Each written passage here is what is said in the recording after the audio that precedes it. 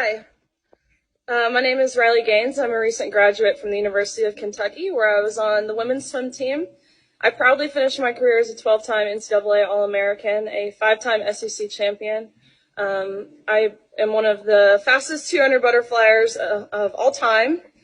But on March 17th of last year, my teammates and I and other female swimmers from universities around the country were forced to compete against a biological male named Lia Thomas. Thomas was allowed to compete in the women's division after competing as a member of the University of Pennsylvania's men's swim team for 3 years. We watched on the side of the pool as Thomas won a national title in the 500-yard freestyle, beating out the most impressive and accomplished female athletes in the country, including Olympians and American record holders.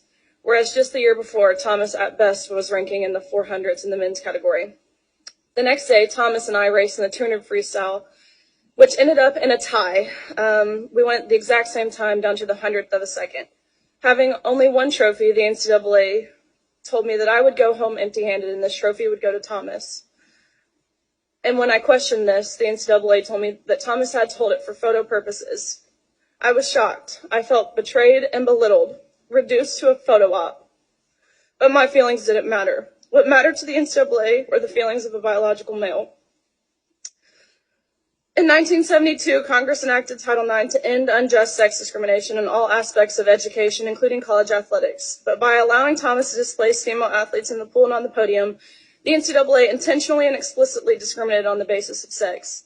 Although the NCAA claimed it acted in the name of inclusion, its policies in fact excluded female athletes. But that is not all. In addition to being forced to give up our awards, our titles, and our opportunities, the NCAA forced female swimmers to share a locker room with Thomas, a 6'4", 22-year-old male who was fully intact with male genitalia. Let me be clear. We were not forewarned. We were not asked for our consent, and we did not give our consent. If nothing else, I hope you can truly see how this is a violation of our privacy and how some of us have felt uncomfortable, awkward, embarrassed, and even traumatized by this experience. I know I don't speak for everyone. It's impossible to speak for everyone, but I can attest to the tears that were shed on that pool deck by these poor 9th and 17th place finishers who missed out on being named an All-American by 1 place. And I can attest to the extreme discomfort in the locker room when you turn around and there's a male watching you undress while exposing himself. I can attest to the anger and frustration from these girls who had worked so hard and sacrificed so much to get to this point. Unfortunately, our experiences are not unique.